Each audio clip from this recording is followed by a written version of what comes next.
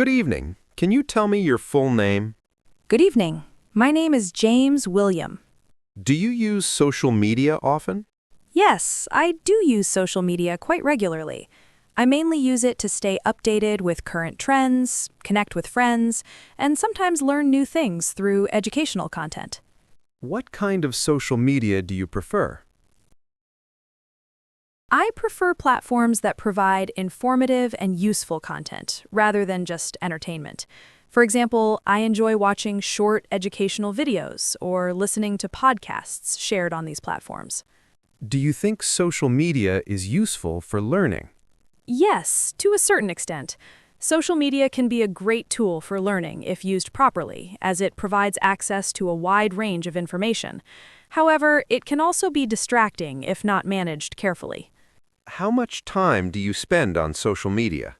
I try to limit my usage to about 1 or 2 hours a day.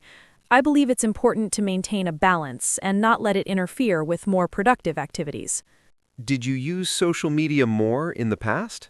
Yes, I think I used it more in the past, mainly for entertainment.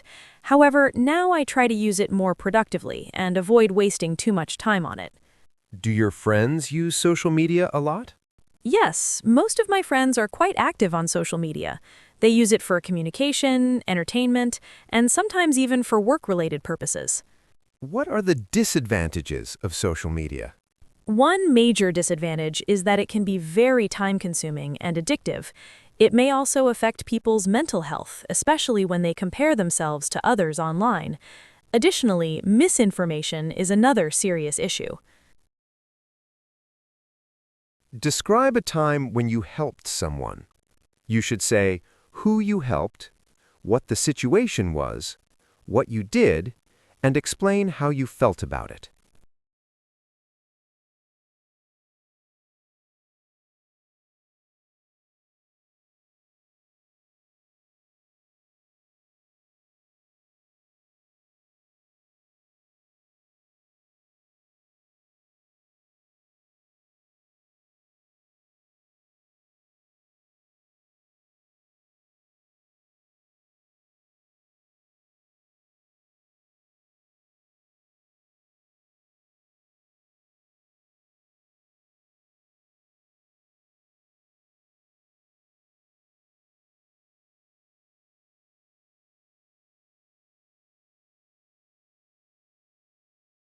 One memorable time when I helped someone was when a colleague of mine was struggling with a task at work. He was new to the job and found it difficult to understand certain technical aspects of the project.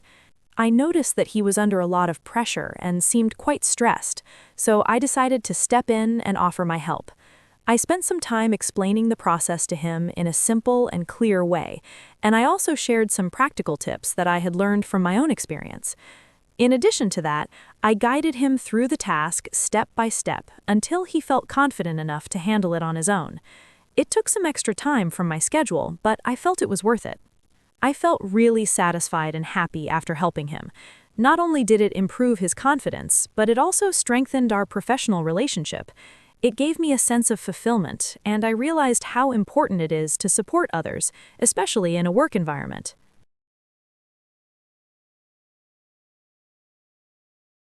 Why do people help others? I think people help others for a variety of reasons. One of the main reasons is empathy, as individuals naturally feel concerned when they see someone in difficulty. In addition, helping others can create a sense of satisfaction and personal fulfillment.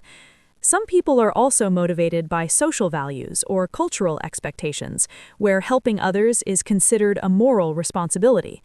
Overall, both emotional and social factors play an important role. Do you think people help others more now or in the past? In my opinion, people have always helped each other, but the way they do it has changed over time. In the past, help was more direct and community-based, such as neighbors supporting each other. Nowadays, with the help of technology, people can provide support in different ways, like online donations or virtual guidance. However, some people argue that modern life has made individuals more self-focused, so it really depends on the situation. Should children be taught to help others? Yes, definitely. Teaching children to help others from a young age is very important because it helps them develop empathy, kindness, and a sense of responsibility. These values shape their personality and influence how they interact with others in the future. Schools and parents both play a key role in encouraging such behavior through activities and real-life examples. How can schools encourage students to help others? Schools can encourage this by organizing group activities, community service programs, and teamwork-based projects. For instance, students can participate in charity events or volunteer work, which allows them to understand the importance of helping others. Teachers can also set examples by promoting positive behavior in the classroom. This kind of environment can strongly influence students' attitudes. Do you think helping others can benefit the person who helps? Yes, absolutely. Helping others is not only beneficial for the person receiving help, but also for the one providing it. It can improve mental well-being, increase self-confidence, and create a sense of purpose. Moreover, it can strengthen relationships and build trust between individuals. In many cases, people who help others also gain valuable skills, like communication and problem-solving.